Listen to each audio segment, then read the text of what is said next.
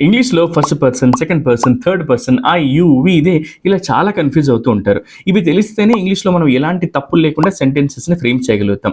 వీటిని ఈజీగా గుర్తుపెట్టుకోవడానికి ఇప్పుడు నేను మీకొక స్టోరీ చెప్తాను. ఫర్ ఎగ్జాంపుల్ ఇప్పుడు మనమంతా కూడా ఒక బిల్డింగ్‌లో ఉన్నాం అనుకుందాం. మనం ఈ బిల్డింగ్‌లో ఉండగా సడెన్‌గా భూకంపం వచ్చింది అనుకుందాం. భూకంపం రాగానే ఫస్ట్ నేను ఎవరి గురించి ఆలోచిస్తాను? అమ్మో! నేను బయటపడితే చాలు అనుకుంటాను. సో ఇలా ఫస్ట్ నాకొచ్చే ఆలోచన నేను బావుండాలి అని. సో ఇక్కడ ఫస్ట్ పర్సన్ సింగులర్ ఏమవుతుందంటే నేను, ఐ అవుతుంది. అలాగే నేను ఇంకెవరి గురించి ఆలోచిస్తాను? నేను సేఫ్ అయ్యాక మేము లేదా నా ఫ్యామిలీ, మేము లేదా మనము అని ఆలోచిస్తాను. దీనికి ఫస్ట్ పర్సన్ ప్లూరల్ వి అని అంటాం. వి అని అంటే మేము లేదా మనము అని. ఆ తర్వాత మీ గురించి ఆలోచిస్తాను నేను. అయ్యో పక్క అపార్ట్మెంట్‌లో వాళ్ళు కూడా ఉన్నారు కదా! వాళ్ళని కూడా సేవ్ చేద్దామని. అలా ఒకరుంటే నీవు అని అంటాం. సెకండ్ పర్సన్ సింగులర్ యూ, నీవు అని అంటాం.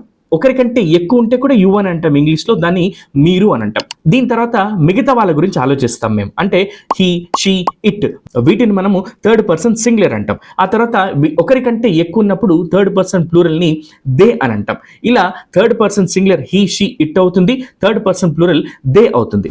ఇవి గుర్తుపెట్టుకుంటే ఇంగ్లీష్‌లో మనం ఈజీగా సెంటెన్సెస్‌ని ఫ్రేమ్ చేయగలుగుతాం. వీడియో నచ్చినట్టయితే లైక్ చేసి మీ ఫ్రెండ్స్‌కి షేర్ చేయండి. అలాగే మా పేజ్‌ని ఫాలో చేయండి.